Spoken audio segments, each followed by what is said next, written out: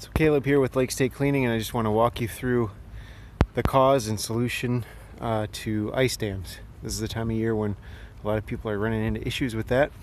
So I want to show you this house, which is a really good example.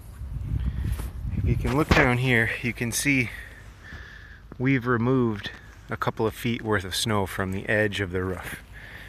And you can see the ice build up about 1.5 feet up from the gutter line. A lot of people think that ice dams are caused by clogged gutters, and that's not actually the case. Although clogged gutters can make ice dams worse, they definitely don't cause them. Usually ice dams are caused by an insulation problem in the roof.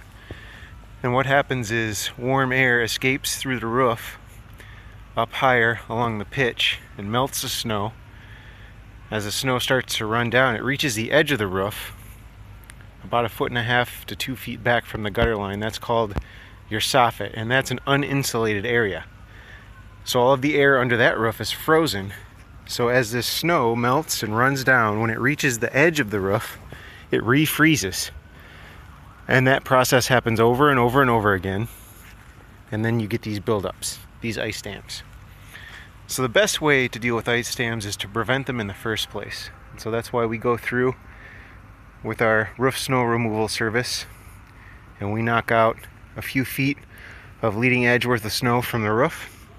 This allows the warm air to escape off into the air, and any snow that does melt can run freely right down to the edge, and you don't have that extra layer of snow there that along the edge of the roof that serves almost as an insulator and allows that melted snow to just collect there at the edge of the roof and refreeze. So having this done on a fairly regular basis and keeping the heavy snow off the leading edge of your roof will go a long way in preventing ice dams.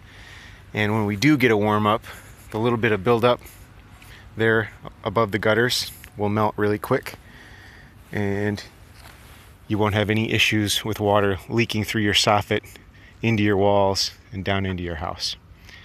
So that's just a quick explanation of how ice dams usually are formed and the best way to take care of them, which is prevention.